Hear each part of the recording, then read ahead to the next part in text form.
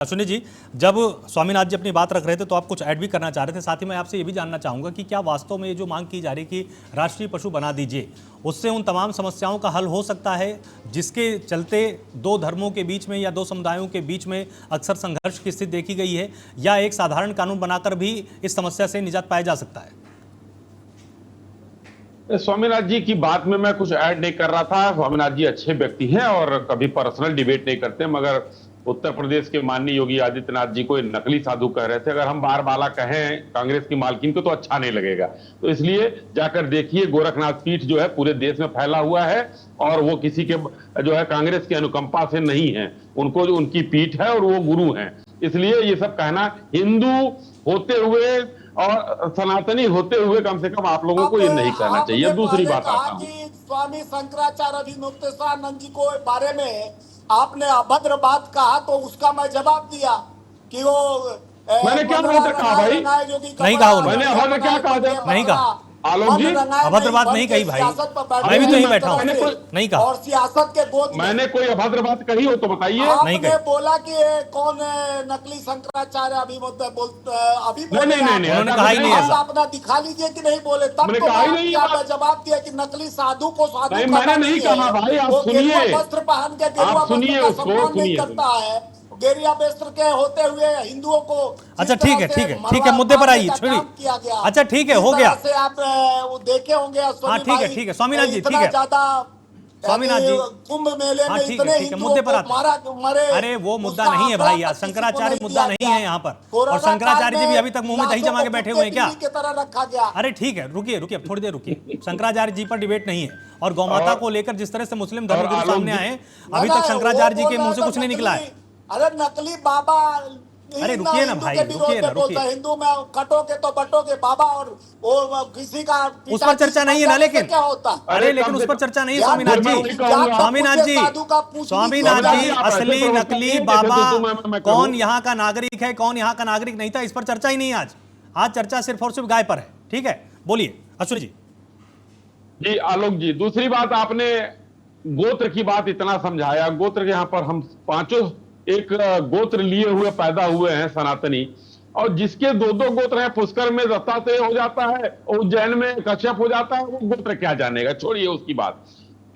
इस पर अगर जो हमारे देश के मुस्लिम हैं, अभी गोविंद जी ने और हेमंत जी ने एक वकालत किया कि ये कर लेना चाहिए, सरकारें कर सकती हैं और वहां से हर प्रदेश सरकार से मांग सकती हैं।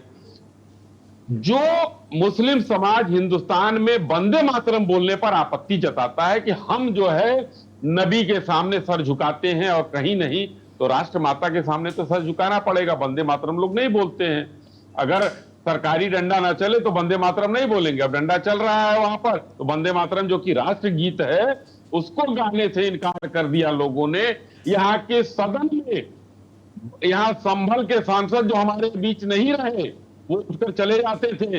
ये ओवैसी जो है उठकर चले जाते हैं जब वंदे मातरम होता है। तो ये गायक को क्या माता एक्सेप्ट करेंगे? तो इनकी मांग में, आप इनकी मांग में राजनीति सोचिए। शुक्ला जी जरा इनको थोड़ा सा शांत करिए, गड़बड़ हो रहा है। इस तरह का आप सम्मान में देखिए, हम लोग अंग्रेजों को लव लेटर लिखने वाली पार्टी नहीं है, गोडसे को अपना भगवान मानने वाली पार्टी नहीं है। गोडसे के विचारधाराओं और लव लेटर लिखने, अंग्रेजों का जिस तरह से पक्षपात करने वाले और लव लेटर लिखने वाली पार्टी नहीं है। हम राष्ट्रीय गीत को मानते हैं, हम राष्ट्रीय गान को सम्मान देते हैं। अरे वो आपके लिए नहीं बोल रहे थे भाई, आप अपने ऊपर क्यों लेके जा रहे हैं? हम राष्ट्र गीत का गौरव करते हैं, अरे वो आपके लिए नहीं बोले हैं स्वामीनाथ जी। स्वामीनाथ जी, पैनल में 4 लोग हैं, उन्होंने किसी का भी नाम नहीं लिया है। दिवस पर दोनों गान गाया जाता है। अरे आप क्यों नाराज हो रहे हैं भाई? लेकिन वो तो आपके लिए बोल ही नहीं रहे थे, उठ के चले जाते हैं। वो आपके लिए बोल ही नहीं रहे थे, वो कांग्रेस के लिए नहीं बोल रहे थे। अश्विनी भाई हमारे बड़े भाई है, बोले हैं अभी। बोलिए सुनिए जी, बोलिए। कि कांग्रेस के लोग उठ के चले जाते हैं, एक एमपी का बोले। ठीक है, मैं आपके पास आ रहा हूँ स्वामीनाथ जी, थोड़ी देर रुकिए।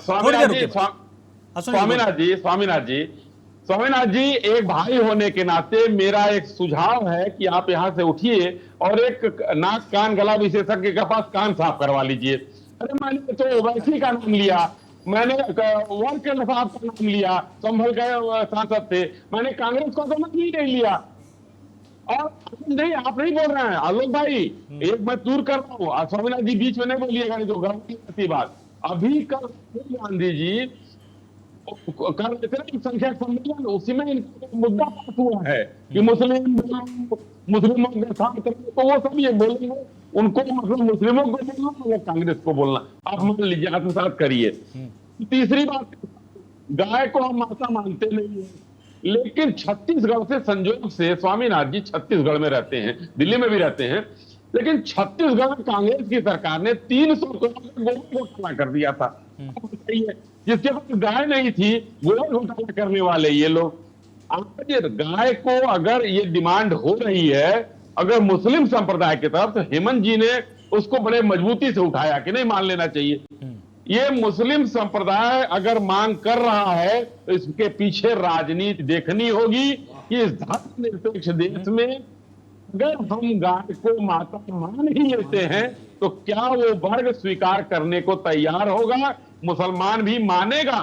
रही बात बार बार उठती है कि स्लॉटर हाउस, एक इन लोगों ने अंग्रेजी का शब्द बीफ समझ लिया है। बीफ का मतलब सिर्फ गाय नहीं होती है, भैंस, बैल, चौपाया जानवर, जिसके बारे में कुरान में भी लोग बताते हैं कि चौपाया लिखा जाता है। तो भाई गाय की कुर्बानी, बकरे की कुर्बानी, चाहे जिसकी कुर्बानी करने को, अब स्लॉटर हाउस पर ये लोग खींच के लाते हैं। मैं बहुत ही उससे कहता हूं कि व्यापार अलग चीज है, वहां उत्तर प्रदेश में गाय नहीं कटती है। उत्तर प्रदेश और हरियाणा में बहुत ही मजबूत कानून बना है गोवध पर, जिस पर 10 लाख रुपए तक का जो जुर्माना या 1 करोड़ रुपए तक का जुर्माना है, 10 साल तक की सजा भी है उसमें। ये सरकारें अपना तय करके आती हैं। बनारस में स्लॉटर हाउस चलाए जा रहे थे, हम लोगों ने उसको बंद कराए और वो लोग आज तक छूटे नहीं। तो जो जहां पर चलेंगे, रामपुर में अवैध स्लॉटर हाउस चल रहा था, हम लोगों ने बंद कराए। मुरादाबाद में अवैध चल रहा था, बंद कराए। तो उत्तर प्रदेश में अगर भैंस कटती है, अगर कुछ अन्य जानवर कटते हैं, तो उसमें बीफ का मतलब गाय ही नहीं होता है, ये लोग उस पर ले जाते हैं। बात आप आज यहाँ पर है कि गौ हत्या कानून जो है यहाँ पर मजबूती से लागू है उत्तर प्रदेश में। गौ हत्या जो करेगा, चाहे वो हिंदू हो या मुसलमान हो, वो जेल के पीछे रहेगा। हम उसको टॉलरेट नहीं कर सकते हैं। और अंतिम लाइन कह के अपनी बात समाप्त करूंगा कि हिंदुस्तान की जनता के बीच में एक मामला यह है, हमेशा पकड़े जाते हैं मुसलमान ही गाय लेकर काट कर जाते हैं, जो कि गौरक्षक दल, जिसमें कुछ बदमाशी भी हुई है, जिसके लिए प्रधानमंत्री जी ने सख्त हिदायत दिया था कि ऐसे लोगों को बर्दाश्त नहीं किया जाएगा और जेल के पीछे होंगे।